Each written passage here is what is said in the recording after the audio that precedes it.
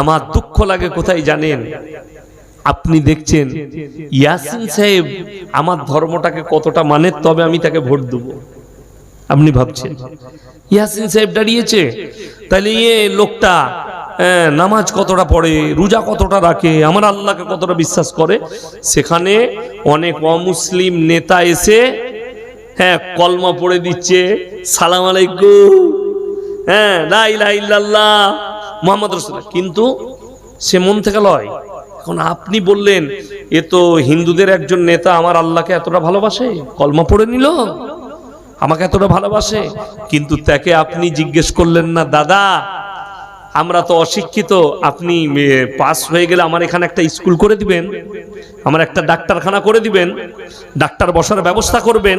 কোনোদিন বলেছেন? কেউ জিজ্ঞেস করেছে? ওই জন্য ভারতবর্ষ ধ্বংসের পথে, ওই জন্য পৃথিবী ধ্বংসের পথে। মাথায় রাখবেন, রাসূল আকরাম সাল্লাল্লাহু আলাইহি সাল্লামের স্পষ্ট হাদিস তোমরা দেখতে পাবে। একটা কিয়ামতের আলামত নবীজি বললেন প্রকাশ পেয়ে গেছে। অশিক্ষিত মূর্খরা যখন সমাজের নেতৃত্ব দিবে আর শিক্ষিতরা চুপচাপ বসে থাকবে, এটা মারাত্মক কিয়ামতের আলামত।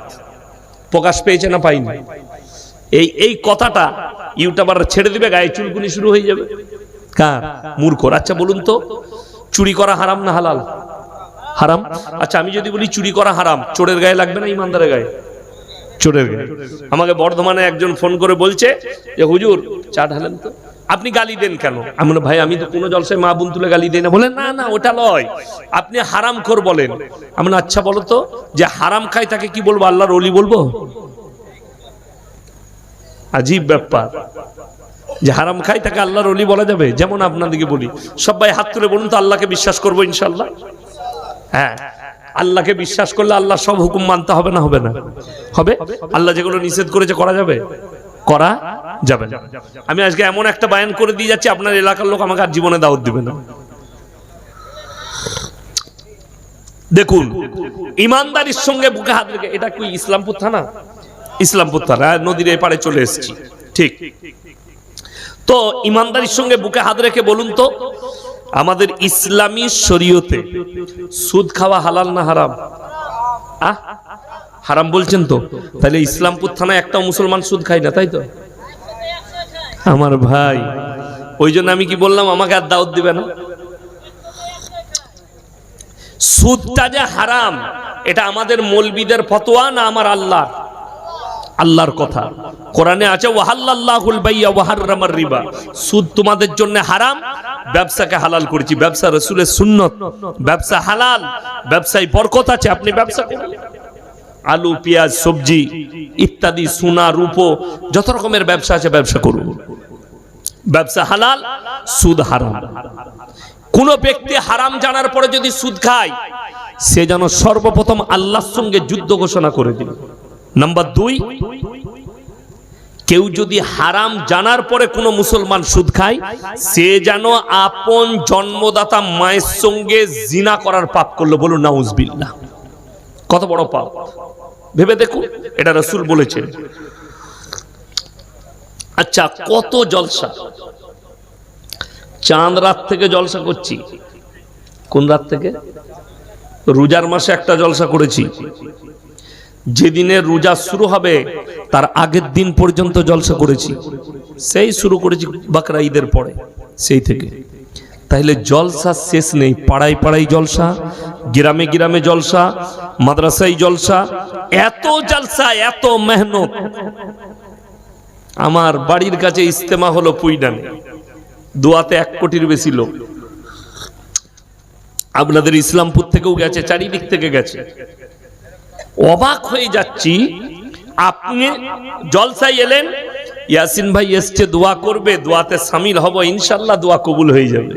আপনি এই নিয়তে এলেন, ইয়াসিনকে বাদ দিয়ে অন্য আল্লাহওয়ালা আলেমকে নিয়ে এসছেন, এই ইজতেমায় এত লোক দোয়া করবে, আমিও গিয়ে বউ বলে দিলে যাও চলে যাও ইজতেমায়, তোমার দোয়া কবুল হয়ে যাবে। এই কষ্ট করে গিয়ে দোয়ায় শামিল হয়ে এখন কাঁদছে। আপনি দোয়া করছেন ইয়াসিন সাহেবের সঙ্গে হাত তুলে, আর আপনার বউ হচ্ছে গ্রুপ লোনের হেড, জান্নাত একদম কনফার্ম, তাই তো আমার ভাই, বললেই বললাম গায়ে লাগবে। তুমি দোয়া করছো, বউ হচ্ছে গ্রুপ লোনের হেড।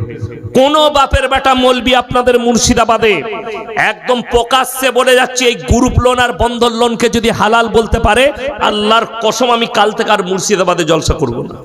চ্যালেঞ্জ রইল এটা। আপনি ভিডিও বানিয়ে দিতে বলুন সেই মৌলবিকে যে হালাল বৈধ। আসল কথা কি জানেন, ইমামকে আপনি আমি বাপের গোলাম মনে করি। কি মনে করি? বাপের গোলাম। আমি এক গ্রামে বর্ধমানে জলসা করলাম 1 বছর আগে। আমি এই সুদের বয়ান করেছি, গ্রুপ লোনের বয়ান করেছি, বন্ধন লোনের বয়ান করেছি। তো আমার বিয়ে হয়েছে আমার ফুপুর মেয়ের সাথে। আমি ছোট জামাই, আমার ফুপুর বড় ফুপুর। তো আমার যে ফুপুর বড় মেয়ে আমার 1.5 সে মুম্বাই থাকে, বিরাট কারখানা, তারা বছর একবার বাড়ি আসে। বর্ধমানে ভাতার থানায় বাড়ি। সে আমাকে বললে, ভাই অমুক গ্রামের একটা মেয়ে আমাদের এখানে বাপের বাড়ি আপনার খুব বদনাম করছিল, গাল দিচ্ছিল। ও বাজে মলবিল, ভালো নাই, ওকে জুতো করে মারা দরকার। এমন আল্লাহ, আমি কি অন্যায় করলাম যে আমাকে জুতো করে মারবে? আচ্ছা, আমি বললাম যে কোথায় বাড়িটা? বলে অমুক গ্রামে। আমি চিন্তা করলাম অমুক গ্রামে কোথাও কোনোদিন গেলাম জলসা? হ্যাঁ, কুরবানির পরে গেছিলাম। আমি তাকে জিজ্ঞেস করো তো, খোঁজ লাও দেখিনি যে বুবু তুমি গ্রুপ লোন করো? বাবা, বুবু তো গ্রুপ লোনের হেড। আর আমি বলে এলাম 10 জন করে গ্রুপ করেছে, একজন তাদের মধ্যে হেড, আর 9টা মেয়ে আবার তাকে ম্যাডাম বলে। আর সে মনে করে যে হাই ব্যাপার আমার ম্যাডাম, কিসের না সুদ খাবার। তোমার জানা নাই হাদিস, কেউ যদি সুদের কারবার করে, দেনেওয়ালা লেনেওয়ালা উভয়ে পাপী। শুধু তাই নয়, তার সঙ্গে যারা জড়িত থাকবে, তার লেখা লেখি, ব্যবসা বাণিজ্য, দালালি যাই করবে, সবটাই সমান পাপের হকদার হবে। আমার বন্ধুগণ, আমার মায়েরা বোনেরা, কান খুলে শুনে নাও। যারা পুরুষ আছেন তারা শুনেলেন, যার বউ গ্রুপ লোনের সঙ্গে জড়িত, দাইয়ুস কোনদিন, নবীজি বলেছেন, হাদিসে আছে, দাইয়ুস কোনদিন জান্নাতে যাবে না। দাইয়ুসকে, যে নিজের বিবিকে, নিজের বিটিকে, নিজের মাকে, বোনকে বেপর্দা করে রাস্তায় পাঠিয়ে দিবে, পর পুরুষের কাছে ঠেলে দিবে। তোমার মাকে, তোমার বিবি তুমি বেপর্দা করে রাস্তায় ঠেলে দিয়েছো, যাও পর পুরুষের কাছে গিয়ে গ্রুপ লোন করে নিয়েছো। পর্দার প্রয়োজন নাই, টাকার প্রয়োজন। তুমি নামাজ পড়ো, তারপরে তুমি দাইয়ুস। তুমি দোয়া করো, তারপরে তুমি দাইয়ুস। তুমি তাহাজ্জুদ পড়ো, তারপরে তুমি দাইয়ুস। যেহেতু তোমার বিবিকে তুমি জেনে শুনে বেপর্দায় ঠেলে দিয়েছো। আর আল্লাহ রাসূল বললেন, এই দাইয়ুস কোনোদিন জান্নাতে প্রবেশ করবে না। আপনি কি করে ভাবলেন সুদের কারবার করবেন জান্নাতে চলে যাবেন? সব থেকে দুঃখ। 2 নম্বর, গাঁজা মদ হারাম না হালাল? হারাম। বহরমপুর জেলে, মুর্শিদাবাদ, মালদা আর নদিয়ার জেলে, বেশিরভাগ এই বর্ডার জেলাগুলোই মুসলিমদের ছেলেরা জেলে আছে। হিরোইন পাচার, গাঁজা পাচার, আফিং পাচার, বিভিন্ন রকম 2 নম্বরই কাজ জেলের কুঠরিতে আছে।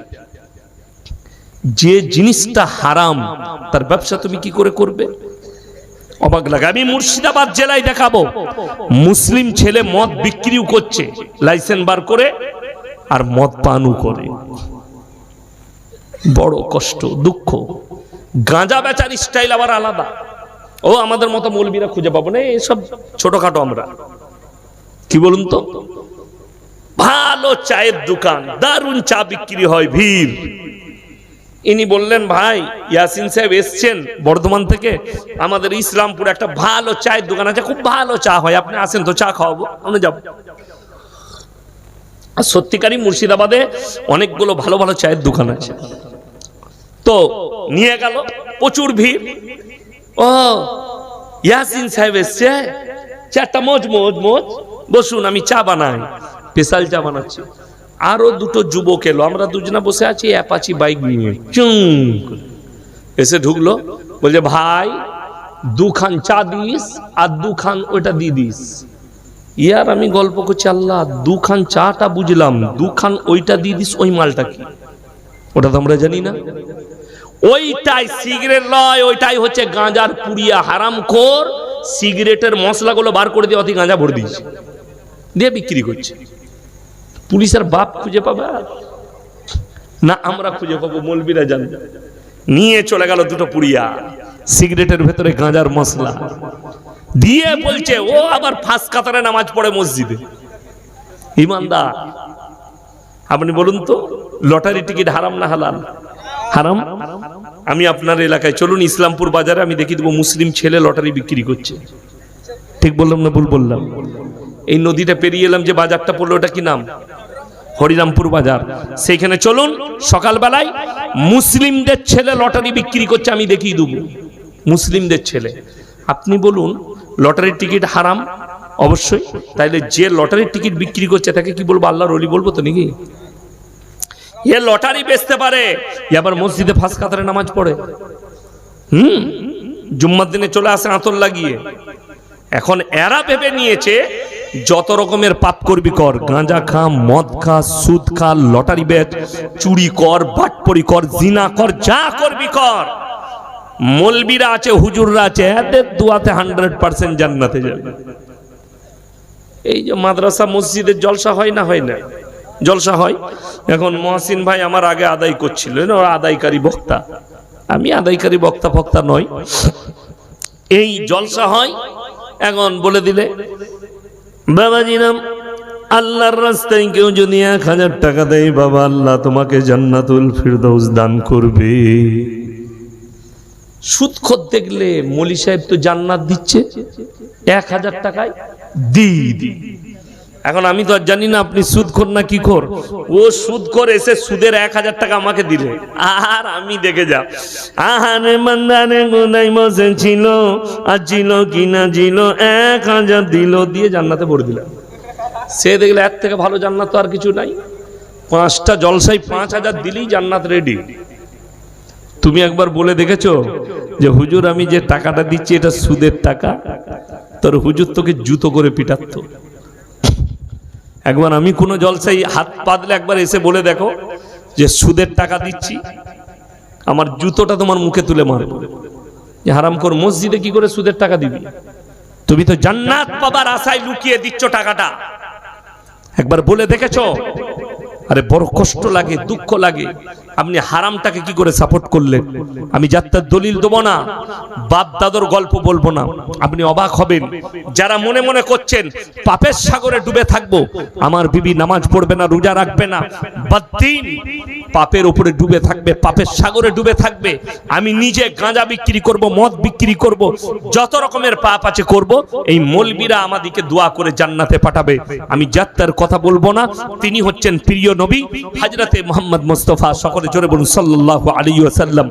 আল্লাহর নবীর কাছে খবরের হাদিসে আছে, ইয়া রাসূলুল্লাহ আপনার চাচা যান মারা যাবেন। জাকামদানি হচ্ছে, নবীজি ছুটলেন চাচার বাড়িতে, হিতাকাঙ্ক্ষী চাচা, চাচার হাতটা টিপে ধরলেন, চাচা গো আমি হচ্ছি তোমার ভাইপো মুহাম্মদ, আল্লাহর নবী, একবার খালি কলমাটা পড়ে নাও, আমি আল্লাহর কাছে তোমার জন্য কেঁদে কেঁদে ক্ষমা চাইবো। নবীজি চাচার উত্তর এলো, আমি যদি বার্ধক্যে কলমা পড়ি, লোকে বলবে মৃত্যু ভয়ে কলমা পড়েছে, আমার সম্মান চলে যাবে পৃথিবীতে। কলমাটাই পড়তে পারলো না। আমার আল্লাহ রাব্বুল আলামিন নবীজির কাছে আয়াত পাঠালেন, কোরআন পাঠালেন, জিবরিল আমিনকে পাঠালেন। ইন্নাকা লা তাহদি মান আহবাবতা ওয়ালাকিন্নাল্লাহা ইয়াহদি মান ইয়াশা। হে আমার নবী, হিদায়াতের দপ্তরটা আমার আল্লাহর হাতে। হিদায়াতের মালিক সকলে বলুন কে? আল্লাহ। আমার ইচ্ছা নেই তোমার চাচা কলমা পড়তে পারবে না। নবীজি চাচা যান দুনিয়া ছাড়লেন। এরপরে নবীজি আল্লাহর কাছে কি দোয়া করলেন? ওগো আল্লাহ, তুমি আমাকে যতদিন না নিষেধ করবে, আমি আল্লাহর কাছে তোমার কাছে কেঁদে কেঁদে আমার চাচার জন্য ক্ষমা চাইবো। নবীজি ক্ষমা চাইতে লাগলেন, আল্লাহ এটা আমার হিতাকাঙ্ক্ষী চাচা। জানেন কেমন চাচা? নবীজিকে যতদিন উনার চাচা যান বেঁচে ছিলেন, মক্কার বুকে কেউ নবীজিকে টাচ করতে পারেনি। হে আমার ভাইপো, তুমি ইসলামের প্রচার করো, আমি বেঁচে থাকতে তোমার শরীরে কেউ হাত লাগাতে পারবে না। এরকম চাচা। যতগুলো অত্যাচার নবীজির উপরে হয়েছে, চাচা যান দুনিয়া ছাড়ার পরে তিনি বেঁচে থাকতে কাউকে হাত লাগাতে দেয়নি। সেরকম চাচার জন্যে দোয়া চাইছেন। নবীরা দোয়া করলে আল্লাহ কবুল করেন না করেন না? কথা বলেন। আল্লাহ দোয়াকে কবুল করে নেবেন। নবীরা দোয়া করছে, কিন্তু আল্লাহ তাআলা জিবরিল আমিনকে পাঠালেন যখন নবীজি দোয়া করছেন চাচার জন্য, আল্লাহ আমার চাচাকে ক্ষমা করে দাও, এটা আমার হিতাকাঙ্ক্ষী চাচা। তখন আল্লাহ জিবরিল আমিনকে পাঠালেন, যাও কোরআনটা নিয়ে, মা কানা লিন-নাবিয়্যি ওয়াল্লাযীনা আমানু আইয়াস্তাগফিরু লিল মুশরিকিন ওয়ালাউ কানু উলি কুরবা। হে নবী, কান খুলে শুনে নাও, যারা মুশরিক হয়ে বেঈমান কাফের বদ্দিন হয়ে মারা গেছে তাদের জন্য দোয়া করতে পাবে না, যদিও সে তোমার নিকটতম আত্মীয় হয়। নবীজিকে আল্লাহ নিষেধ করে দিলেন।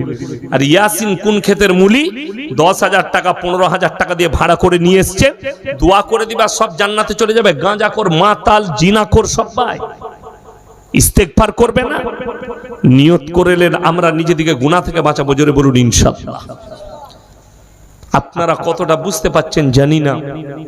আমরা মৌলবীরা অনুভব করছি কিয়ামতের ছোট ছোট আলামত গুলো প্রকাশ পেয়ে গেছে, বড় আলামত গুলো বাকি আছে।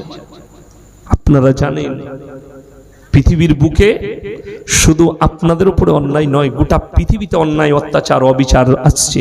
নবীজি বলেছেন যখন দেখতে পাবে পৃথিবীতে মিথ্যায় ভরে যাবে, অন্যায় বেড়ে যাবে আর ন্যায় কমে যাবে, তখন জানবে কিয়ামত কাছে চলে এসেছে। আপনি বলুন তো, একটা মৌলী সাহেব যদি কোনোদিন ধর্ষণ করে, পেপারের হেডলাইন হয়, হয় না? পেপারের হেডলাইন। বিহারের একটা বক্তা আব্দুল্লাহ সালিম চতুর্বেদী আমার সাথে অনেক জলসা করেছে, উর্দু ভাষী বক্তা, খুব বড় আলেম। আমার সাথে মালদায় জলসা হয়েছে, মেদিনীপুরে জলসা হয়েছে। ফোনেতে আমার সঙ্গে 1.5 মাস আগে কথা হয়েছিল। একটা ব্যাপারে আমি ফোন করেছিলাম নিজেদের মধ্যে। সেই বক্তাটা কোনো একজন মুখ্যমন্ত্রীর মায়ের জন্য উল্টোপাল্টা কথা বলেছে, মা বলে জানি না কি শব্দ বলেছে, তাকে জেলের কুঠরিতে বন্ধ করে দেওয়া হয়েছে, জেলে আছে। আপনি জানেন বর্তমান সময়ে অর্ধেকটা দুনিয়াকে ধ্বংস করে দেওয়া দরকার ছিল পরমাণু মেরে, অর্ধেক দুনিয়া ধ্বংস। কেন যদি বলেন, তার উত্তর আছে। আমি কালকের জলসায় বলেছি, যদি আমি কোন দেশের রাষ্ট্রপ্রধান হতাম আর আমার কাছে 100টা পরমাণু থাকতো, 100টা পরমাণুতেই টিগার দেবে দিতাম। কেন সেটা বলছি, উত্তর পেয়ে যাবে। কিয়ামতের এত মারাত্মক আলামত গুলো প্রকাশ পেয়েছে। নাম্বার 1, মসজিদ হচ্ছে আল্লাহর ঘর। কার ঘর? আল্লাহর ঘর। সেখানে যখন দেখতে পাবে মানুষ দুনিয়াদারির কথা বলছে, জানবে কিয়ামত কাছে চলে এসেছে। এখন জুম্মার দিনে দেখবেন আমরা দুনিয়াদারির কথা আলোচনা করি, ইমামের খুতবা চলে, ঠিক বললাম না? কিয়ামতের আলামত এটা প্রকাশ পেয়েছে। নাম্বার 2, অশিক্ষিত মূর্খরা সমাজের নেতৃত্ব দিবে আর শিক্ষিতরা চুপচাপ বসে দেখবে, প্রকাশ পেয়ে গেছে। নাম্বার 3, রাস্তাঘাটে নারী পুরুষ গাধার মতো জিনা করতে শুরু করে দিবে, গাধার মতো। আপনারা বাস করছেন তো মুর্শিদাবাদ জেলায়, সমাজে বাস করছেন, আমরাও বাস করছি। এখন সমাজে পরকীয়া বেড়েছে না কমেছে? বেড়ে গেছে, বেড়ে গেছে। নবীজি বলেছেন পৃথিবীর বুকে যখন জিনা বেড়ে যাবে, পরকীয়া বেড়ে যাবে, তখন সমাজের বুকে হারাম আওলাদু প্রকাশ পাবে। হারাম আওলাদ মানে স্বামী থাকে কেরলে, জিনা করেছে অন্যজনের সঙ্গে, বাচ্চা চলে এসছে, বাচ্চা হয়ে যাবে, স্বামীও মাথা নত করে মেনে নিবে, বুঝতে পারার পরও চুপ থাকবে ইজ্জত, বিবির ইজ্জতের জন্যে। স্বামী থাকে সৌদিতে, পেটে বাচ্চা চলে এসছে, এইভাবে হারাম আওলাদ গুলো প্রমোট পাবে। আল্লাহর নবী সাহাবীরা বললেন, ইয়া রাসূলুল্লাহ, এমনও কি দিন আসবে রাস্তাঘাটে গাধার মতো নারী পুরুষ জিনা করবেন? নবীজি বললেন 100% করবে। আজকে যাদের কাছে বড় অ্যান্ড্রয়েড মোবাইল আছে, খুলে দেখুন, খুলে দেখুন, বুঝতে পারবেন। আমি মোবাইলে দেখছিলাম, খবরে দেখছিলাম, মহারাষ্ট্রের একজন বাবা ধরা পড়েছে, কয়েকশো মেয়েকে ধর্ষণ করেছে তার চেম্বারে ডেকে। কি করে? আশীর্বাদ দেবার নাম করে। আমার কাছে এলে তোমার মঙ্গল হবে, আমি একবার তোমার সাথে মিলামিশা করব, তোমার সব জীবনের বালা মুসিবত দূর হয়ে যাবে। দিয়ে এইভাবে প্রলোভন দেখিয়ে তাদের সঙ্গে জিনা করেছে। নারীরাও তাদের ইজ্জত খুলে দিয়েছে, ভিডিও ভাইরাল হয়েছে। আর একজন, রাস্তাঘাটে আমরা সারা রাত ছুটছি হাইওয়ের ওপরে, আপনার Assam road, Delhi road, Mumbai road, সারা রাত ছুটি। সেখানে দেখতে পাচ্ছি রাস্তার ওপরে কিভাবে জিনা চলছে। আমি একদিন হাওড়া থেকে ফিরছিলাম, সিভিল ড্রেসের একটা গাড়ি, 4 চাকা গাড়ি, খেদারে নিয়ে এলো একটা স্করপিও গাড়িকে, ঠিক শক্তিগড়ের কাছে আটকে ফেললো। আমি সেই দোকানে দাঁড়িয়েছি চা খেতে, টেনে নিয়ে এসে আটকালো ওদিকে। গাড়ির ভেতরে একটা মহিলা, 7টা ছেলে, গোটা রাস্তায় জিনা করতে করতে আসছে। একজন মুসলিম পুলিশ ছিল সিভিল ড্রেসে, সে আমাকে বললে, হুজুর আপনার বক্তব্য আমি শুনি। আমি বললাম কি কেস? বললে এরকম কেস, পুরো হাইওয়ের উপরে জিনা করে করে আসছে রাস্তায়, গাড়ির ভেতরে মেয়েটাকে তুলে নিয়ে এসছে কোথা থেকে, তাদেরকে অ্যারেস্ট করে নিয়ে চলে গেল গাড়ির ড্রাইভার সমেত। আমার বন্ধুগণ, নবীজির এই হাদিস সত্য প্রকাশ হয়ে গেছে। শুধু তাই নয়, মায়েরা বোনেরা যারা আমার জালসা শুনছেন তারা শুনেন, যারা ইউটিউব ফেসবুকে শুনেন তারা শুনে যান। যদি আপনার জলসাটা ব্রেনে না ধরে, এই চ্যানেলওয়ালা এসছে এদিকে জিজ্ঞেস করবেন, কালকে আবার শুনে নেবেন। কিয়ামতের মারাত্মক আর একটা আলামত, নারীরা পোশাক পরবে তারপরেও ন্যাংটো থাকবে। নারীরা পোশাক পরবে তারপরেও ন্যাংটো থাকবে। তার দলিল বলে দিই আপনাদিকে। আজকে মুর্শিদাবাদে 100টা জলসা হলে 95টা জলসা মেলা না বসালে জলসা হয় না। ঠিক বলেছি না ভুল বললাম? আপনাদের এই মুর্শিদাবাদেই ঝামেলা হয়েছে আমার সাথে, কি নিয়ে? মেলা বসানো নিয়ে। অথচ স্টেজে একজন সভাপতি যিনি আছেন, বয়স্ক আলেম, জানি না তার যোগ্যতা কেমন, তিনি আমাকে টুকছেন। তো আমি মনে মনে ভাবলাম, আল্লাহ, এইসব মৌলবীদের দ্বারা ইসলাম কি করে প্রচার হবে, দিন সত্য কি করে প্রচার হবে? সে আমাকে বলছে যে আপনি মেলাকে হারাম বললেন, তো মেয়েরা তো গ্রামে দোকান থাকে, দোকান বাজার করে, গ্রামে দোকান থাকলে মেয়েরা যায় না? যায় না। আমি বললাম, ওহে পাগল মৌলবি, তোমার বউ গ্রামে বাজার করতে যায়, দোকান করতে যায়, এটা তোমার প্রবলেম, এটা শরীয়তের প্রবলেম নয়। কথাটা বুঝতে পেরেছেন? তোমার বউ বাজারে যাবে, এটা তোমার প্রবলেম, তুমি শরীয়ত মানোনি। শরীয়ত নিষেধ করেছে ঘরের দরজার বাইরে যদি দোকান থাকে পরপুরুষের, সেখানে মহিলারা যেতে পাবে না, হারাম, কোনো উপায় নেই। আমার বন্ধুগণ, আমার ভাই, অবাক লাগছে, মেলা না বসালে জলসা হবে না, মেয়েরা বাজারে ঘাটে যাবে। তো আপনি তো জিনাখানার আড্ডাখানা খুলে দিয়েছেন। নারী পুরুষ, পর নারী আর পর পুরুষ এক কাছে হওয়া, এটা মারাত্মক একটা অপরাধ। 3 নম্বর হাজিরি দিয়ে দিবে শয়তান। আমি নদিয়া ডিস্ট্রিক্টে 3 মাস আগে জলসা করতে গেছিলাম, রোজার 1 মাস আগে।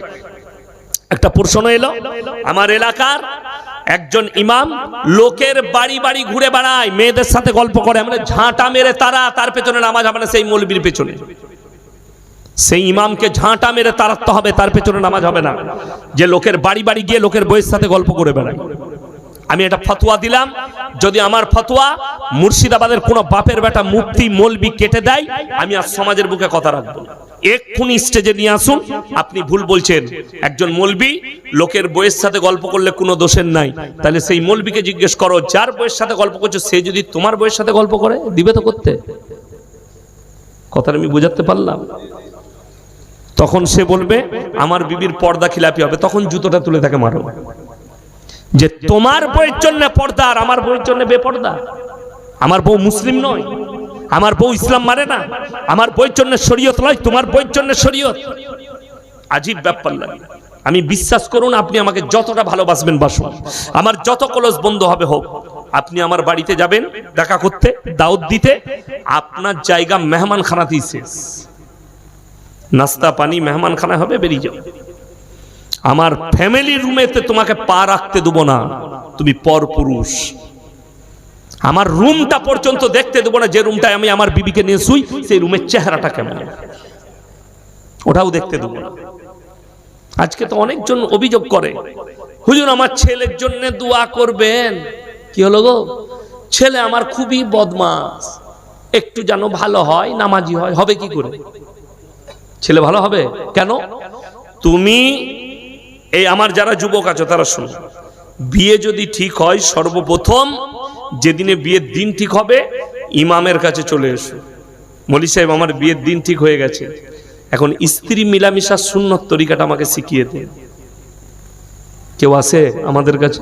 আপনার কাছে এসছে কোনোদিন? আসেনি, আমাদের কাছে আসে না। কোনোদিন ফোন করু, জিজ্ঞেস করো, আপনার লজ্জা লাগছে ফোনে জিজ্ঞেস করো, মেসেজ করে দেন যে মৌলী সাহেব সুন্নত তরিকা বলে দেন।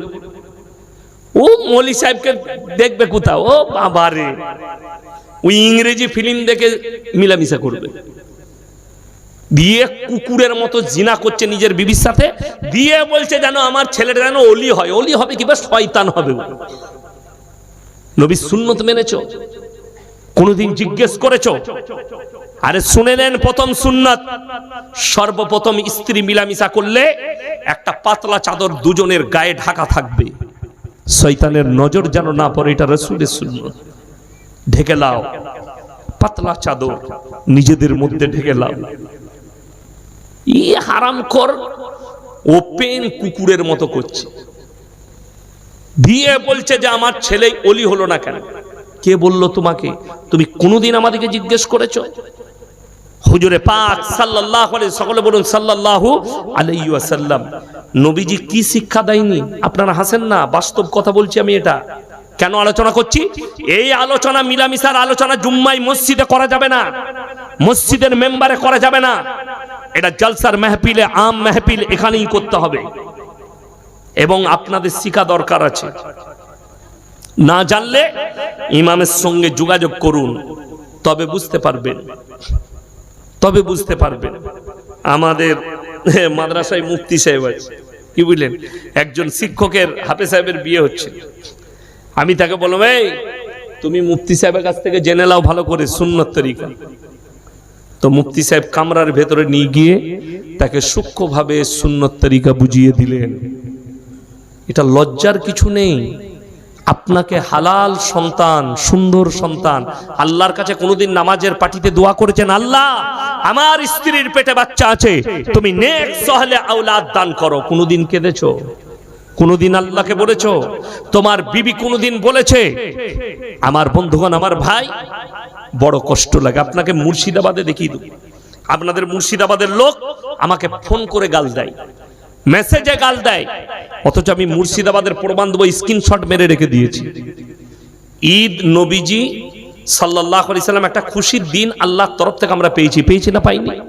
আচ্ছা, গান বাজনা ইসলামে হারাম না হালাল? হারাম। আমি মুর্শিদাবাদে দেখিয়ে দেবো ঈদ উপলক্ষে বুগি বুগি ড্যান্স, মুর্শিদাবাদ জেলায় ঈদ উপলক্ষে ড্যান্স হাঙ্গামা। একটা মেলা হচ্ছে, মেলাটা কি উপলক্ষে? বুড়ো পীরের ওরস উপলক্ষে মেলা। মোবাইলে আমার কাছে ফটো তোলা আছে, আমি পোস্টার দেখিয়ে দেবো। একদম নাচছে স্টেজে কে? একজন চাচা মুখে দাঁড়িয়ে আছে, সে একটা ন্যাংটো মেয়ের সাথে ড্যান্স করছে, মুখে দাঁড়িয়ে আছে, এক মুষ্টি, পাটা অর্ধেকটা কবরে চলে গেছে, আর বেশি বাকি নাই, এরপর মরবেও, কিন্তু ড্যান্স করছে। কোথায়? স্টেজে। আপনি বলবেন ইয়াসিন সাহেব পীর বিরোধী মৌলবী, আমি প্রমাণ দিচ্ছি তো, কে কে দেখবেন বলুন। যদি আরো বলেন পাঠাতে, আমাকে হোয়াটসঅ্যাপে আমার নম্বর ইউটিউবে পেয়ে যাবেন, আমি মুখে বলবো না, তাহলে আমাকে জ্বলিয়ে দিবেন। ইউটিউবে খুঁজে নেবেন, হোয়াটসঅ্যাপে সালাম পাঠাবেন, ইনশাল্লাহ আমি আপনাকে ওই ফটোটা দিয়ে দেবো। আপনি খুঁজে নেবেন মুর্শিদাবাদ জেলায় এই বুড়োপুরের ওরস কোথায় হচ্ছে, ড্যান্স হাঙ্গামা, বুগি বুগি ড্যান্স। অথচ লোক আমাকে পীর বিরোধী মনে করে। আমি পীর বিরোধী না, আমি সিস্টেম বিরোধী লোক। তোমার সিস্টেম ভুল, আমি তোমার বিরুদ্ধে। বড় কষ্ট। নামাজ পড়া ফরজ না ফরজ নয়? 5 ওয়াক্তে ফরজ। আপনি চলুন, আমাদের সমাজের লোক মসজিদের জন্য এত সিমেন্ট দিয়ে দিল, টাকা চাইলে টাকা দিচ্ছে, সব করছে, কিন্তু নামাজ পড়বে না। আরে মসজিদের টাকা দেওয়াটা বড় জিনিস নয়। টাকা আপনি 100 টাকা কম দেন, টাকা দরকার পড়ে দেন না, কিন্তু 5 ওয়াক্তের নামাজ পড়া ফরজ এবং জরুরি। ওটা কি পড়তে পেরেছে? মুসলিম ছেলেরা খালি বলছে যে মসজিদ বানিয়ে দাও, টাকা দিতে রাজি আছি, কিন্তু নামাজ পড়বে না, দিয়ে টাকা দিয়ে জান্নাতে যাবে। এটাই তো দুঃখের বিষয়। মুসলিম এই যে বাবরি মসজিদ যখন ভেঙে গিয়েছিল তখন কত যুবক কেঁদেছে, বসে বসে মোবাইলে কাঁদছে, আমাদের বাবরি মসজিদ ভেঙে গেল, চলে গেল। তুমি কাঁদছো বাবরি মসজিদের জন্য, আর তোমার মসজিদ কাঁদছে তোমার জন্য, তুমি মসজিদে জীবনে নামাজ পড়তে যাও না। কত দুঃখের বিষয়, তোমার ঘরের মসজিদ, তুমি নামাজ পড়তে যাও না। আমার বন্ধুগণ, আমার ভাই, নবীজি বললেন যার নামাজ নেই তার মধ্যে ইসলাম নেই। কি বললাম? যার নামাজ নেই তার মধ্যে ইসলাম নেই। এটা আল্লাহ রাসূল সাল্লাল্লাহু আলাইহি সাল্লাম স্পষ্ট বললেন। যার মধ্যে নামাজ নেই তার মধ্যে, আমাদের দেশে তো তিনটে কোয়ালিটি নামাজি, কটা বললাম? তিনটে। একটা 5 ওয়াক্তের, একটা জুম্মার, একটা ঈদ আর বাকরা ঈদ, এই তিনটে কোয়ালিটি। আবার একদল আছে নামাজ তো পড়েই না। ধরলেন এই গ্রামে মাইয়াত হয়েছে, বলা হলো যে ভাই জোহরের নামাজের পরে জানাজা হবে, হয় না? হয় না? হয়তো জোহরের নামাজের পরে জানাজা হবে। মসজিদে ফরজ নামাজ আদায় হচ্ছে, মসজিদে ফরজ নামাজের পরে জানাজা হবে। আচ্ছা, কেউ যদি জানাজা নামাজ ছেড়ে দেয় কোনো গুনাহ আছে? কোনো গুনাহ নাই। আচ্ছা, কোন ব্যক্তি যদি জেনে শুনে ফরজ নামাজ ছাড়ে, বড় গুনাহ, কবিরা গুনাহ। কোন ব্যক্তি এখন এই উজু করে হযরত দাঁড়িয়ে আছে, ও শুধু জানাজা পড়বে কিন্তু ফরজ নামাজ পড়বে না, এরকম লোক আছে না? দাঁড়িয়ে থাকে। আবার একদল আছে নামাজ তো পড়েই না, চায়ের দোকানে যদি মুসল্লিরা, নামাজিরা, নামাজি ভাইরা বলে ভাই তুমি নামাজ পড়ো না কেন, কি উত্তর দেয় জানেন? নামাজ না পড়তে পারি, ইমানটা কিন্তু তোমার থেকে আমার ভালোই আছে। এরকম মাল আছে না? না, গাদা আছে, বহুত আছে। ইমান আমার ঠিক আছে। তারা কান খুলে শুনে লাও, কিয়ামতের দিনে দুটো রাস্তা হবে, একটা জান্নাতীদের, একটা জাহান্নামীদের। এই যারা অস্বীকার করবে তারা কিভাবে জাহান্নামে যাবে শুনেলেন। আমার আল্লাহ রাব্বুল আলামিন কোরআনে বললেন, জান্নাতীরা যখন জান্নাতের পথে যাবে আর জাহান্নামীরা জাহান্নামের পথে যাবে, জান্নাতীরা তাদেরকে ডাক দিয়ে বলবে ফি জান্নাতি ইয়াতাসাআলুনা আনিল মুজরিমিনা মা সালাকাকুম ফি সাকার। হে জাহান্নামী ভাইরা দাঁড়াও, তোমরা বলতে আমরা ঈমানদার, আমরা মুমিন, তোমরা কেন জাহান্নামে যাচ্ছ? তারা এক নম্বর উত্তর দেবে, ক্বালু লাম নাকু মিনাল মুসাল্লিন, আমরা নামাজি মুসল্লিদের মধ্যে ছিলাম না, ওয়ালাম নাকু নুতিমুল মিসকিন, আর আমরা মিসকিনকে খানা খাওয়াইতাম না, তাই আল্লাহ আমাদিকে জাহান্নামে পাঠিয়েছেন। ওয়া কুন্না নাখুদু মাল খাইদিন, আর আমরা দাড়ি টুপি নামাজি মুসল্লিদিকে দেখে হাসি ঠাট্টা বিদ্রুপ করতাম। ওয়া কুন্না নুকাজ্জিবু বিয়াউমিদ্দিন, আর আমরা বিচারের দিবসকে মিথ্যা বলে মনে করিতাম, তাই আল্লাহ আমাদিকে জাহান্নামে পাঠিয়েছেন। আমার ভাইয়েরা, আমার মায়েরা, বোনেরা, আল্লাহ কিয়ামতের দিনে যখন জাহান্নামকে টেনে আনবেন আর 70,000 ফেরেশতা টেনে ধরে থাকবে, জাহান্নাম তর্জন গর্জন দেবে, জাহান্নামের আগুন ওপর দিকে লিলিহান শিখা দিয়ে উঠবে। আমার আল্লাহ কোরআনে বললেন, জাহান্নামীরা দেখার পরে আল্লাহর কাছে মাথা নত করবে, সূরা সিজদা, এবং তারা আল্লাহর কাছে বলতে থাকবে রব্বানা ইয়াবসারনা ওয়াসামিনা ফারজিনা নামাল সলিহান ইন্না মুকিনুন। ওগো আল্লাহ, আজকে আমরা জাহান্নাম দেখতে পেলাম, তার গর্জন আমরা শুনতে পেলাম, আর একবার আমাদেরকে দুনিয়াতে ফিরিয়ে দাও, ভালো কাজ করব, নেক কাজ করব, নেক আমল করে আনবো। তখন আল্লাহ তাআলা উত্তর দেবেন, লা আমলান্না জাহান্নামা মিনাল জিন্নাতি ওয়ান নাসি আজমাইন, আজকে আমি জাহান্নামকে জিন এবং ইনসান দ্বারা পরিপূর্ণ করব। তখন তারা হাই আফসোস করে বলবে, ওয়া ইয়াকুলুল কাফিরু ইয়া লাইতানি কুনতু তুরাবা, আজকে যদি হাই আমরা মানুষ না হয়ে মাটি হতাম, আমাদের ভাগ্যটা কত ভালো হতো। তারা আফসোস করবে, ওয়া ইয়াকুলুল কাফিরু ইয়া লাইতানি কুনতু তুরাবা, আমরা মানুষ না হয়ে আজকে মাটি হলে আমাদের কত মঙ্গল হতো। আমার বন্ধুগণ, আমার ভাই, আল্লাহ তাআলা আপনাকে মুসলমান ঘরে জন্ম দিয়েছে, মুমিন করে পাঠিয়েছে। সবাই হাত তুলে বলুন তো 5 ওয়াক্তের নামাজি হব ইনশাআল্লাহ। হ্যাঁ, নামাজ, কোন যুবক যুবতী আমার মা বোন কেউ নামাজ ছাড়বেন না। নামাজকে বলো না কাজ আছে, কাজকে বলো আমার নামাজ বাকি আছে। তোমার কাজ পড়ে থাক। মা তুমি ভাত রান্না করছো, মাগরিবের আজান হয়ে গেছে, গ্যাসটা বন্ধ করে দাও। বাড়িতে মেয়ে থাকলে, বাচ্চা মেয়ে থাকলে তাকে বলো একটু দেখবে গ্যাসটা কম করে দিয়েছি, ভাতটা উল্টুলে বন্ধ করে দিবে, কিংবা আপনি বন্ধ করে দিয়ে আগে নামাজ পড়ুন, তারপরে খানা, তারপরে ভাত। আগে নামাজ, তারপরে ভাত। আজকে আপনার সিস্টেমেটিক্যাল সব পাল্টিয়ে গেছে।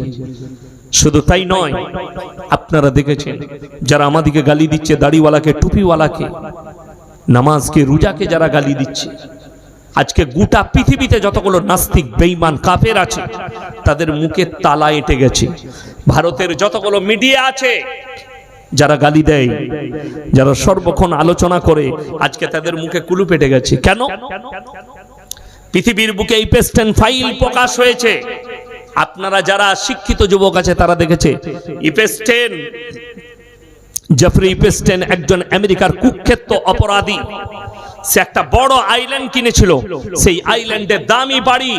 সেই দামি বাড়িটা শুধু এমনি ছিল না, সেই দামি বাড়িতে যাতায়াত কাদের ছিল জানেন? আমাদের মতো দাড়ি টুপিওয়ালার নয়, একটা সাধারণ ব্যবসায়ীকে নয়, বড় বড় মিলিয়ন বিলিয়ন ডলারের মালিক, যারা পৃথিবীতে বড় বড় ব্যবসায়ী, বড় বড় বৈজ্ঞানিক, বড় বড় রাষ্ট্র নেতা সেখানে যাতায়াত করত। ইপস্টেন ফাইলে কাদের নাম এসছে, মোবাইল খুলে দেখলেন, বিল গেটসের নাম এসছে, ইলন মাস্কের নাম এসছে, বড় বড় দামি দামি। আর একজন বৈজ্ঞানিক আছে, স্টিফেন হকিংস নাকি নাম আছে, একজন হারামখোরের, হাত পা টেরা মালটার। হ্যাঁ, আমাদের স্কুলের মাস্টাররা মোবাইলে দেখায়, দেখো পড়াশোনা করে এর মতো হবে। আমি বলছি জানোয়ার হও, কিন্তু ওর মতো হও না। একটা অশিক্ষিত মূর্খ থাকো, জান্নাত পাবে, কিন্তু এর মতো বৈজ্ঞানিক হতে গেলে হারামের আওলাদ হতে হবে। যদি বলেন কেন বলছেন এরকম ভাষা, শুনেলেন, আপনাকে যদি এখন বুঝিয়ে দিই, আর আপনার যদি বাচ্চা মেয়ে থাকে, আমি কেন বলেছি কালকে যে আমার হাতে 100টা পরমাণু থাকলে, আর আমি যদি রাষ্ট্রপ্রধান হতাম, 100টা পরমাণুতে টিগার দেবে দিতাম, ধ্বংস হয়ে যাক, আমিও হব, সবাই কি করে দেব। কেন বলুন তো? এই 6 বছর, 7 বছর, 8 বছর, 9 বছরের বাচ্চা মেয়েটিকে পৃথিবীর বিভিন্ন দেশ থেকে কিডন্যাপ করে নিয়ে যাওয়া হয়েছে, ইপস্টেনের আড্ডাখানায় নিয়ে গেছে। তার বিভিন্ন ধরনের মহিলা ছিল যারা প্রলোভন দেখাতো, এবং তাদেরকে কাজ দেবার নাম করে, তোমাদেরকে গিফট দেবার নাম করে তাদেরকে প্রলোভন দেখিয়ে নিয়ে গেছে। তোমাদেরকে উচ্চ শিক্ষিত করব, অপহরণ করে চলে গেছে ইপস্টেনের আড্ডাখানায়। সেখানে এই পৃথিবীর বড় বড় দেশের বিলিয়নিয়াররা তারা গিয়ে এই নারীগুলোকে শোষণ করেছে, বাচ্চা মেয়েদিকে। এরা ধর্ষণ করেই ক্ষান্ত হয়নি। ধর্ষণ করার পরে সেই বাচ্চা মেয়েটাকে মার্ডার করা হয়েছে, তার মাংস রান্না করা হয়েছে, সেই রান্না মাংস দিয়ে মদের পার্টি করেছে। বলুন নাউজুবিল্লাহ। আমি চিন্তা করলাম, এই হাত পা বেঁকা হকিংস বলে এই বৈজ্ঞানিক এ মাল কি করতে যেত? এত যা বেকাটারা, ই কোনো মেয়ের সাথে মিলামিশা করতে পারবে না আশা করি। তো আমি এর ফাইলটা খুলে দেখি, এ মাল যেত কেন। এর একটা কথা এসছে, স্টিফেনকে বলেছিল যে আমার সব থেকে বেশি সুস্বাদু লাগে বাচ্চা মেয়েদের মাংস। নাউজুবিল্লাহ বলেন। তাইলে একে কি করে আপনি বৈজ্ঞানিক বলছেন, একে কি করে জ্ঞানী বলছেন, যে বলছে আমি বাচ্চা মেয়েদের মাংস খাবো? তুমি বাচ্চা মেয়ে এলে আমাকে ডাকবে। শুধু তাই নয়, আপনি অবাক হবেন, 13 বছর 14 বছরের বাচ্চা মেয়েদিকে নিয়ে যেত, তাদেরকে ধর্ষণ করার পরে তারা প্রেগনেন্ট হয়ে যেত, আর প্রেগনেন্টের পরে তাদের পেটের বাচ্চা 6 মাস হলে সেই মেয়েটাকে মার্ডার করে পেট চিরে সেই বাচ্চাটাকে বার করে তার স্যুপ বানিয়ে খেত। বলুন নাউজুবিল্লাহ। আপনি একবার চোখ বন্ধ করে ভাবুন তো, আপনার 9 বছরের একটা মেয়ে আছে, সে অপহরণ হয়ে গেছে, কিডন্যাপ হয়ে গেছে, তাকে নিয়ে চলে যাচ্ছে। আল্লাহ রাসূলের হাদিস, কিয়ামতের পূর্বে মানুষ মানুষকে হত্যা করবে, বিনা কারণে যে হত্যা করবে সেও জানবে না আমি কেন হত্যা করলাম, আর যে হত্যা হবে সেও জানবে না আমাকে কেন হত্যা করা হলো। কয়েক মাস আগে আপনাদের মুর্শিদাবাদ জেলা, থানাটার নাম হচ্ছে সালার থানা, নাম শুনেছেন তো? মুর্শিদাবাদ জেলা সালার থানা, আমার বর্ধমানের সাথে সেটে আছে। এই সালার থানায় একটা বাচ্চা মেয়ে মার্ডার হয়েছিল, দেখেছিলেন আপনারা? মোবাইলে দেখেননি খবরে? বাচ্চা মেয়ে ছেলে, 6 বছর 7 বছরের মেয়ে। আপনি বলুন তো, যারা তাকে কিডন্যাপ করে নিয়ে গেছে সে জানেও না আমাকে কেন কিডন্যাপ করা হয়েছে, অথচ তাকে যখন মার্ডার করা হচ্ছে সেই বাচ্চা মেয়েটা বলুন তো সে কি ভাববে যে আমি আমার জীবনে এইটুকু জীবনে কার পাপ করলাম, কি অপরাধ করলাম, যারা আমাকে মার্ডার করছে, আমাকে হত্যা করছে। কত কষ্ট পেয়েছে মেয়েটা, মেয়েটার থেকে মেয়েটার রুহটা কত কষ্ট পেয়েছে, বিনা কারণে তাকে হত্যা করেছে। আমার বন্ধুগণ, আমার ভাই, কিয়ামতের আলামতগুলো প্রকাশ পেয়ে গেছে, অথচ গোটা পৃথিবী নীরব আছে। জনাবে মুহাম্মদুর রাসূলুল্লাহ সাল্লাল্লাহু আলাইহি সাল্লাম 6 বছর বয়সে মা আয়েশাকে বিবাহ করেছেন, 9 বছর বয়সে তিনি সংসার শুরু করেছেন। এই হারামের আওলাদ তসলিমা নাসরিন আর এই বাংলাদেশের আর এক হারামের কুখ্যাত হারামখোর আছে, তার নাম হচ্ছে আসাদ নূর, নাস্তিক, নবীজিকে গালি দিচ্ছে। এই হারামের আওলাদকে জিজ্ঞেস করুন, তোমার বাপ যদি জন্ম দিয়া থাকে হালালের সন্তান হও, ইফেস্টেড ফাইল নিয়ে কথা বলো। যারা এই বাচ্চা মেয়েগুলো নারী শুধু শোষণ করেনি, তাদেরকে রান্না করে পর্যন্ত তাদের মাংসগুলো খেয়েছে, তোদের বাপের হিম্মত নাই এদের বিরুদ্ধে বলি। অথচ আপনারা যারা মুসলমান ভাই মা বোন, শিক্ষিত অশিক্ষিত যারাই শুনছেন, দিলেতে আমার একটা কথা, রাসূলের হাদিস গেতে নিয়ে যান। আল্লাহর নবী সাল্লাল্লাহু আলাইহি সাল্লাম 11টা বিবাহ করেছেন, 11টার মধ্যে একটাও নিজে থেকে করেননি, প্রত্যেকটাই আল্লাহর হুকুমে আল্লাহর ইশারায় করেছেন। জোরে বলুন সুবহানাল্লাহ।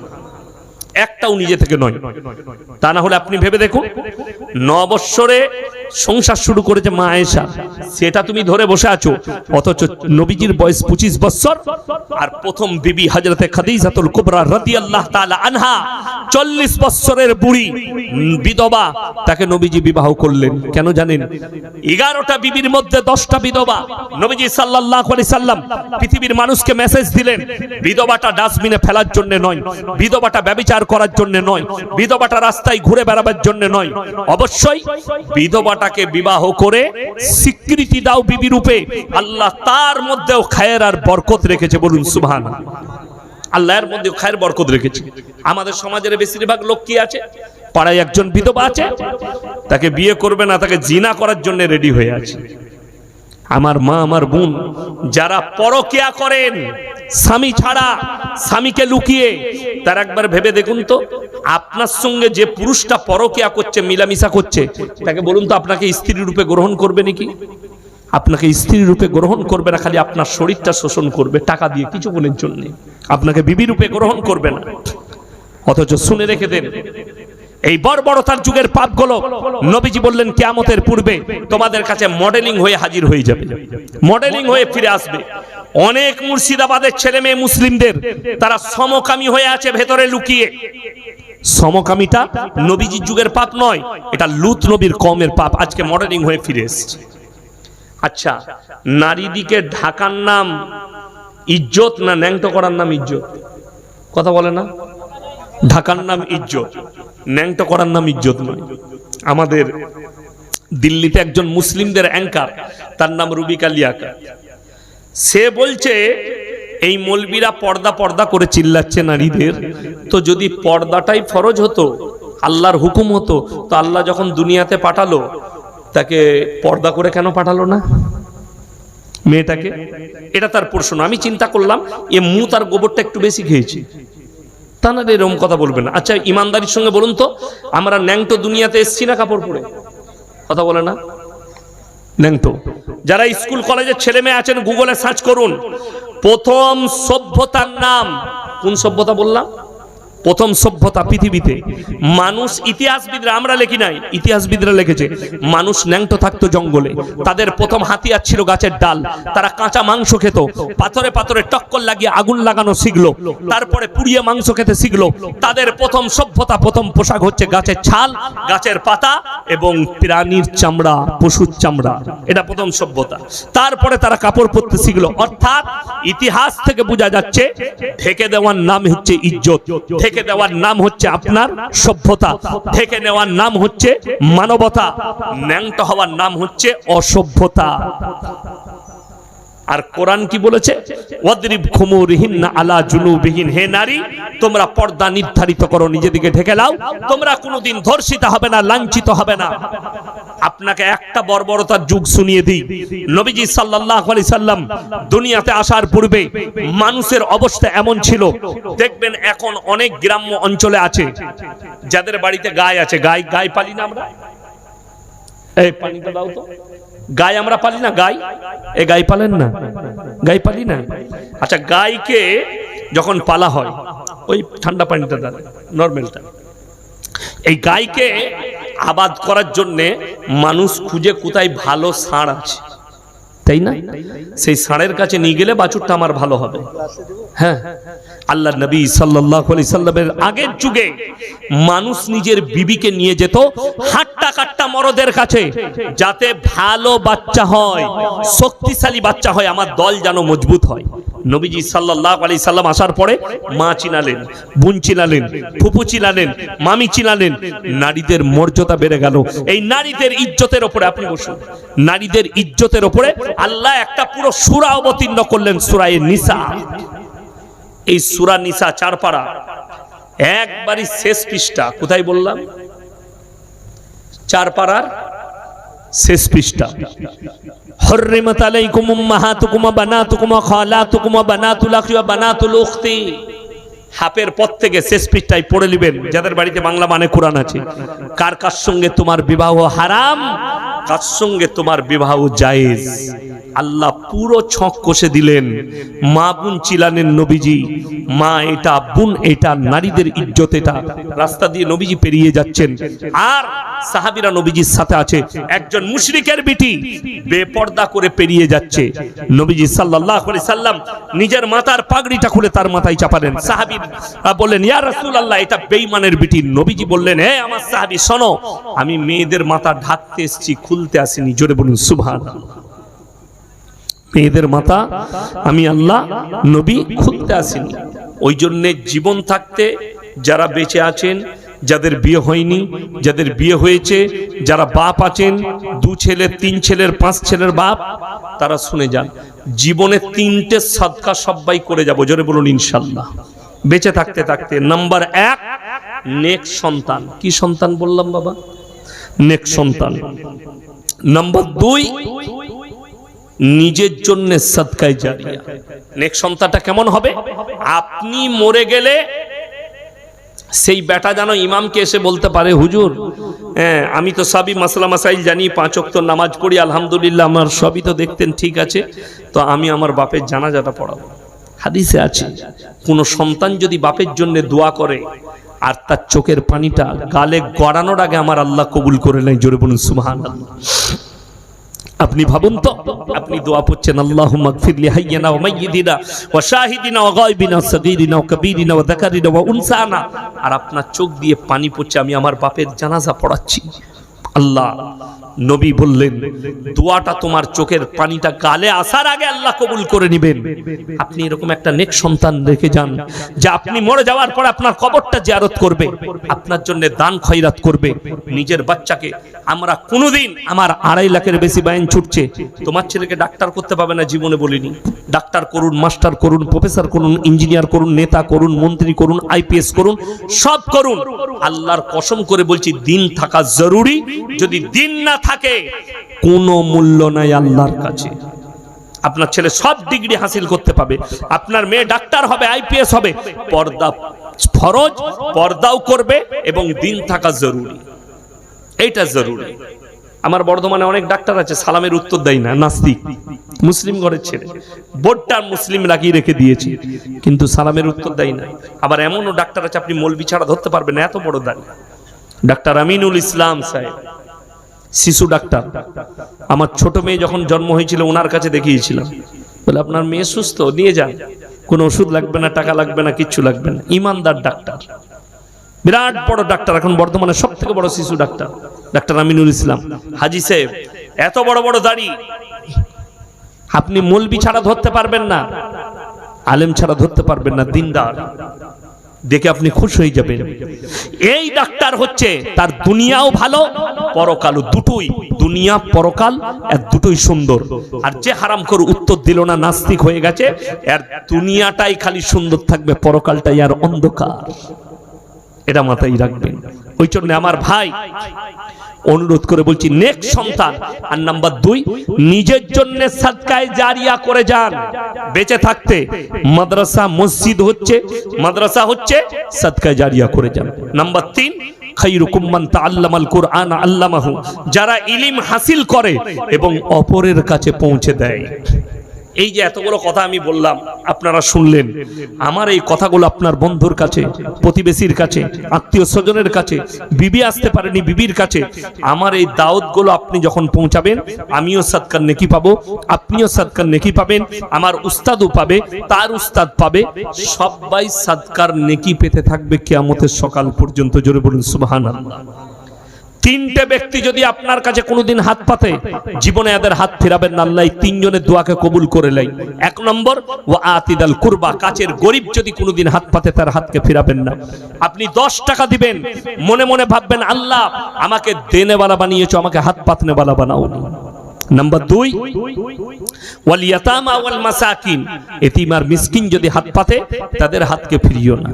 ওয়াবনাস সাবিল ওয়ালা তুবাদদির তাবদীরা, আর মুসাফির যদি হাত পাতে, তার হাতকে ফিরিও না। পরের আয়াতে আল্লাহ ভয়ঙ্কর কথা বললেন, মারাত্মক উপদেশ দিলেন, ইন্নাল মুবাদদিরিনা কানু ইখওয়ানাশ শায়াতিন ওয়া কানা শাইতানু লিরাব্বিহি কাফুরা, যারা অপব্যয় করে তারা হচ্ছে শয়তানের ভাই। আল্লাহ আপনাকে টাকা দিয়েছে মানে এটা নয় আপনি যেখানে সেখানে খরচ করবেন। যদি কেউ ইসলাম বিরোধী, আল্লাহ বিরোধী, রাসূল বিরোধী, শরীয়ত বিরোধী জায়গায় খরচ করে, মদেতে, গাঁজাতে, আফিংয়ে, হিরোইনে, জুয়াতে, বিভিন্ন রকম খারাপ কাজে, গান বাজনায় ইত্যাদিতে যদি খরচ করেন, আল্লাহ কোরআনে বললেন তারা হচ্ছে শয়তানের ভাই, অপব্যয়কারী শয়তানের ভাই। আর আল্লাহ তাআলা বললেন শয়তান জাহান্নামী, তার ভাই যে হবে সে জান্নাতে যেতে পারবে না। টাকা আল্লাহ আপনাকে দিয়েছে মানে এটা নয় যে আপনি আপনার ইচ্ছা মতো হারাম হালাল যে কোনো জায়গায় খরচ করবেন না, আপনাকে শুধুমাত্র হালাল জায়গায় খরচ করতে হবে। আপনি পেটে খান, আমরা মনে করি মানুষ বেশি ভালো মন্দ খাই বলে গরিব হয়ে যায়, না, কোনোদিন নয়। যার টাকা আছে খাবার জন্য গরিব হয় না। যতজনকে আল্লাহ গরিব করেছে, যাদের কাছ থেকে সম্পদ কেড়েছে, তাদের ভেতর থেকে খবর নেন অপব্যয় করার কারণে আল্লাহ তাআলা সম্পদ কেড়ে নিয়েছে। অপব্যয় মানে মালটাকে আল্লাহ রাস্তা বাদ দিয়ে তারা হারাম জায়গায় খরচ করা। ওই জন্য আমার বন্ধুগণ সবাই নিয়ত করুন, আমরা আল্লাহর রাস্তায় খরচ করবো। জোরে বলুন ইনশাআল্লাহ। আজকের এই জলসায় সব থেকে বড় মুসাফিরকে কথা বলে আমি 180 কিলোমিটার এলাম, আমি 180 আমার বাড়ি থেকে, তাও কাটোয়া ঘাট পেরিয়েছি বলে। এখন আমি 200-র ওপরে যাব, কুলি হয়ে গেলে 200-র ওপর দিয়ে হবে রাস্তা। এখন ঘাট পার করাবে না, রাত্রে আমাকে ওই দিকেই যেতে হবে। যাই হোক, আজকের এই জালসায় সব থেকে বড় মুসাফির আমি। আপনারা অনেক দিয়েছেন, অনেক কিছু করেছেন। দেখুন, আমিও মাদ্রাসা বলা, আমি জানি একটা মাদ্রাসা, একটা মসজিদ চালালে খরচ এবং তার কি প্রয়োজনীয়তা। তবে পৃথিবীতে সব থেকে সুন্দর বাড়ি হচ্ছে মসজিদ, আল্লাহর ঘর। নবীজি সাল্লাল্লাহু আলাইহি সাল্লাম বলেছেন, জাকিরা, কিয়ামতের দিনে গচ্ছিত সম্পদ। মানুষ কাঁদবে কি নিয়ে জানেন বেশি? যে আমি যদি মাদ্রাসায়, মসজিদে যদি আরো 10 টাকা বেশি খরচ করতাম আমার মঙ্গল হতো। ইমানদারির সঙ্গে বলুন তো বাবা, কোরআনে পারা কটা আছে? 30টা পারা আছে। আপনারা আমাকে 30 ব্যাগ সিমেন্ট বলুন তো কে কে দিবেন? 5 ব্যাগ করে 6 জন ভাই বলুন তো। মাত্র 5 জন বলেছি, 6 ব্যাগ করে 5 6 30 হয়ে যাবে। 30 পারা কোরআনে। হাত তুলেন একজন কে আছেন? বিসমিল্লাহ। মসজিদ আল্লাহর ঘরের জন্য কিয়ামতের সকাল পর্যন্ত আপনি শুয়ে শুয়ে কবরে নেকি পাবেন। একজন কেউ আছেন 5 বস্তা নিয়ত করেন দেখি। অনেক দিয়েছে আল্লাহ, অনেক জায়গায় খরচ করছেন, খালি 5টা বস্তা আল্লাহর রাস্তায় খরচ করুন। আমি বলছি কিয়ামতের দিনে আমাকে মনে পড়বে, ইয়াসিন সাহেব বলেছিল, আমি হাতটা তুলেছিলাম, এই আল্লাহর ঘরের জন্য দিয়েছি। 5 বস্তা কেউ আছেন? একজন আল্লাহর বান্দা দেখি বিসমিল্লাহ করেন, আমার সঙ্গে হাতটা মিলিয়ে যান। মাশাআল্লাহ, কি নাম? উঠে এসো, আমার সঙ্গে হাত মিলাও। জাযাকাল্লাহ, আল্লাহ তোমার হায়াতে বরকত দেখ। হ্যাঁ, রুজি রোজগারে আল্লাহ বরকত দেখ। মাশাআল্লাহ। এই দেখেন, আল্লাহ তোমার পূর্বপুরুষকে আল্লাহ জান্নাতি করুক। 1 নম্বর হয়ে গেছে ভাই। 2 নম্বরটা কে আছেন হাত তুলেন তো, ওনার জুড়ি। 2 নম্বরটা কে আছেন তাড়াতাড়ি, আমি যুবক দিকে বলছি, আপনি কাজ চলবে আস্তে আস্তে দিবেন। দেখুন আল্লাহ নবী খালি মক্কায় এলান করেছিলেন, ওমা ইউকরিদুল্লাহ কারদান হাসানা, আল্লাহর রাস্তায় কে কি কারদে হাসানা দিবে বলো। আল্লাহ নবী সাহাবীরা নিজেদের জান মালকে কুরবান করেছিলেন। আজকে আপনাকে জান দিতে হবে না, আপনি খালি মালের কুরবানি করবেন, আপনি ওই সাহাবীদের মতনই নেকি পাবেন। আমার মা বোনেদের মধ্যে যদি কেউ থাকেন 5 বস্তা দিবেন, 10 বস্তা দিবেন। ভাই তাড়াতাড়ি বলি 2 নম্বর কে আছে? 5 বস্তা, 5 বস্তা করে বলেছি, একটু হাতটা তুলেন। 2 নম্বর কে আছেন 5 বস্তা? মাশাআল্লাহ। কি নাম বাবু?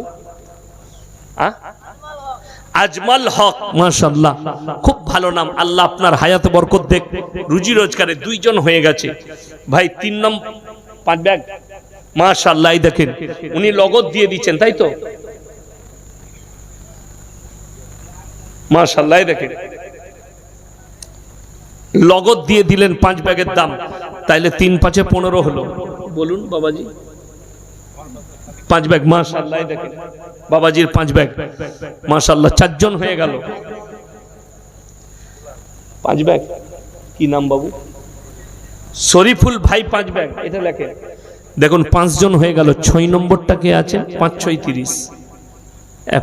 6 নম্বরটা কে আছেন? একটু তাড়াতাড়ি হাত তুলেন ইনশাআল্লাহ, দেখি 6 নম্বর কে আছে। আসো। কি নাম বাবু? মনিরুল ভাই 5 ব্যাগ। 6 নম্বর হয়ে গেল। মাশাআল্লাহ। আল্লাহ দানকে কবুল করুক, নেক নিয়তকে বুলো করুক। মাশাআল্লাহ, আল্লাহ দানকে কবুল করুক। দেখুন 30 ব্যাগ হয়ে গেছে। আমি বলবো 500 করে টাকা 10 জন ভাই আমার হাতে দিবেন লগত ইনশাআল্লাহ। আমি 30 ব্যাগ চেয়েছি, ব্যাস আর চাইবো না। যদি কেউ দিতে চান সেটা আপনার ব্যক্তিগত ইচ্ছা, যে আমিও হিস্সা নেব, 1 ব্যাগ 2 ব্যাগ 5 ব্যাগ। আমি বলবো 500 করে টাকা, যদি আপনার মোবাইলে থাকে আপনি ফোন পেতে দিয়ে যান। 500 করে টাকা কে কে আছে? একটু তাড়াতাড়ি উঠে আসি ইনশাআল্লাহ। মাত্র 500 করে টাকা। ভাই কেউ নেই? মায়েদের মধ্যে যদি কেউ থাকেন অনলাইনেও দিতে পারেন। 500 করে টাকা আমি লগত চেয়েছি, যদি কেউ দেন 10 জন ভাই, মাত্র 500 করে টাকা। মাশাআল্লাহ। আসুন আমার হাতে দেন। জাযাকাল্লাহ। আলহামদুলিল্লাহ। আল্লাহ আপনার হায়াতে বরকত দেখ, ব্যবসায় বরকত দেখ। মাশাআল্লাহ, জাযাকাল্লাহ। এই দেখেন 2 জন হয়ে গেল। মাশাআল্লাহ। 3 জন হয়ে গেল। জাযাকাল্লাহ। 3 জন অনলাইনে। আচ্ছা মাশাআল্লাহ। এই দেখেন 3 জন হলো ভাই, আমি 10 জন চেয়েছি। আসুন। জাযাকাল্লাহ। দেখুন আমি জানেন তো মুর্শিদাবাদে বলি আমি আপনাদের কাছে হাত পেতেছি, অন্যান্য জেলায় জলসা করলে আমি আদায় করি না। দিবার মানসিকতা আপনাদের আছে। মাশাআল্লাহ, জাযাকাল্লাহ। আল্লাহ হায়াতে বরকত দেখ। এই দেখেন ভাই 2 3 4 5 জন হয়ে গেছে, আর 5 জন হলেই হয়ে যাবে 10টা ইনশাআল্লাহ। মায়েদের মধ্যে যদি কেউ থাকেন, জাযাকাল্লাহ। আল্লাহ আপনার হায়াতে বরকত দেখ, রুজি রোজগারে বরকত দেখ। 6 জন হয়ে গেল আমার ভাই। আর কে আছেন? 6 জন হয়ে গেছে। আর মাত্র 4 জন লাগবে ইনশাআল্লাহ। 4 জন হলেই হয়ে যাবে। মাশাআল্লাহ। 7 জন হয়ে গেল। তাড়াতাড়ি আসুন ভাই, 7 জন হয়ে গেছে, আর 3 জন হলেই হয়ে যাবে ইনশাআল্লাহ। 3 জন দেন। মায়েদের কাছ থেকে এখন আমি একটাও টাকাও পাইনি। সিমেন্ট একটা এসছে মনে হয় নাকি মায়েদের কাছ থেকে একটা। সামনে ভোট, এই ভোট নিয়ে মুসলিমের হাতে মুসলিম খুন হয়, আপনি কিছু বলুন। গাঁজার মদ খেলে ওই করবে। মাশাআল্লাহ। এই দেখেন 8 জন হয়ে গেল, আর 2 জন দিয়ে দেন, 10টা হয়ে যাবে। এসআইআর বিরুদ্ধে আন্দোলন করতে গিয়ে আইনজীবী মুফাক্কিরুল ইসলাম গ্রেফতার, এই নিয়ে কিছু বলবেন? আমার কিছু বলার নেই। গোটা পৃথিবীর লোক হক না হক দেখতে পাচ্ছেন চোখে।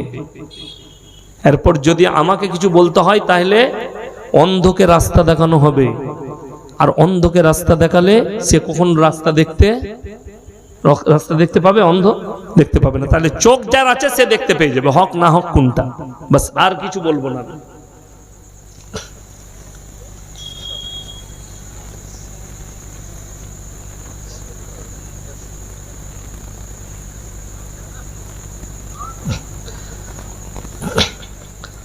ভালো করে কনফারেন্স করবে, দিয়ে এসব মাযহাব নিয়ে ঝামেলা ঝঞ্ঝট কি বুঝলেন, এখন তুমি থাকতে পাবে কিনা ওই ঝামেলাটা বাগাও, ঠিক আছে? হ্যাঁ, হানাফি মাযহাবে পুরুষ ও মহিলাদের নামাজের পদ্ধতিতে যেমন হাত বাঁধা, সেজদা করা পার্থক্য করা হয়। প্রশ্ন উত্তরের পর্ব করবেন, ঠিক আছে? ওইসব জলসা আলাদা হয়, সুনানি জলসাতে এসবগুলো করা যায়। মাশাআল্লাহ। এই দেখেন 10 জন হয়ে গেল। আর কেউ আছেন ভাই? 10 জন হয়ে গেল। 10 জন হয়ে গেল। আর কে আছেন? 10 জন হয়ে গেল। আর কে কে আছেন ভাই? একটু তাড়াতাড়ি আসি ইনশাআল্লাহ। 10টা হয়ে গেছে মনে হয়। 1 2 3 4 5 6 7 8 9 10। মাশাআল্লাহ, আপনারা অনেক দিয়েছেন। আব্দুল জব্বার ভাই কই? কোথায় গেল? ডাকেন তাড়াতাড়ি, আর দেরি করব না। বিসমিল্লাহ। আলহামদুলিল্লাহ। আর কি বক্তা আছে আমার পরে? নাই, 1টা বাজতে যাচ্ছে। যাই হোক, আপনারা অনেক দিয়েছেন, মা বোনেরা অনেক দিয়েছে। আপনারা সকলে আমার জন্য দোয়া করুন, আমি আপনাদের জন্য দোয়া করি। ভাই জব্বার ভাই কোথায় আছে? তাড়াতাড়ি আসুন আপনি। তাই সকলে দোয়া রাখবেন। আল্লাহ আপনাদের সকলের দান খয়রাতকে কবুল করুক, আজকের হাজিরিকে কবুল করুক, আজকের জলসাকে আল্লাহ কবুল করুক, জলসা কমিটিকে আল্লাহ কবুল করুক। হায়াত বাকি, মুলাকাত বাকি। ভাই একটা গজল পড়ে জলসা শেষ করব। ভুবন জুড়ে রূপের মেলা, কদম কদম ভয়, জানি না মন কোথায় কখন পথে বসে রয়। ভুবন জুড়ে রূপের মেলা, কদম কদম ভয়, জানি না মন কোথায় কখন পথে বসে রয়। আমার চলার পথে প্রিয় কাঁটার ছড়া ছড়ি, আর পারিনে সামলাতে মন তোমার পায়ে পড়ি। তোমার প্রেমের পীযুষ পানে ধরার বুকে রস, তোমার গুণের কিরণ গুণে গুণীর যত যশ। নীল আকাশে লতাই পাতাই তারাই চাঁদে হাসি, নিখিল জুড়ে যেথাই দেখি শুধুই তোমার মোহনবাসী। ইউসুফের ওই রূপের ভেতর তোমার রূপের আশিস মাগি। ঈসা মুসা ইব্রাহিম দাউদ নুহু সবই, সবার গুণে গুণী তুমি ওগো আমার প্রিয় নবী।